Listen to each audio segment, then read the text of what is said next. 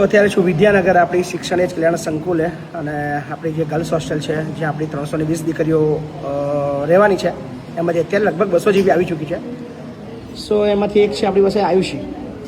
આપણા સંકુલની અંદર ઓલરેડી એક આયુષી છે જેને તમે બધા રોજ વિડીયોઝ જુઓ છો અને અહીંયા પણ એક આયુષી આવી ચૂકી છે. અમારા આયુષીને ઓળખો છો? હા, ઓળખો છો. કેવી છોકરી છે?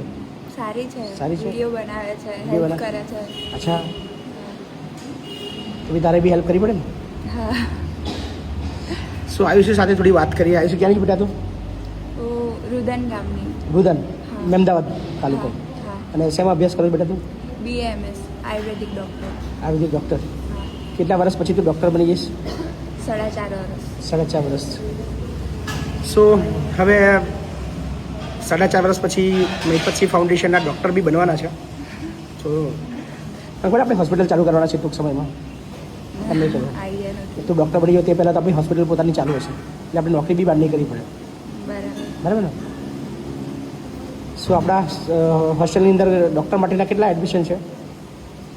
અત્યારે તો 10 થી 12. 10 થી 12. ગુજરાતના લોકોને અમે જણાવતા આનંદ અનુભવીએ છીએ કે મહિપતસિંહ ફાઉન્ડેશનની આપણી જે હોસ્ટેલ છે એમાં 10 થી 12 એવી દીકરીઓ છે જે 4-4.5 વર્ષ પછી ડૉક્ટર બનવાની છે. મહિપતસિંહ ફાઉન્ડેશન લોયર તો સમાજને આપવાના છે, સારા શિક્ષકો આપવાના છે, PSI કોન્સ્ટેબલ આપી રહ્યા છે અને હવે ડૉક્ટર પણ અમે આપવાના છીએ. મહિપતસિંહ ફાઉન્ડેશન ક્યાં અટકવા નથી. આ દીકરીની તમામ જવાબદારી આપણે લીધી છે, એની ફીસથી લઈને બધી જ વસ્તુ. શું કહો બેટા? કેટલી ફીસ છે તારી? 6 મહિનાની 1,68,000. 1,68,000. અઘરું છે ને? 6 મહિનાની 1,68,000 છોકરીના ભરવાના.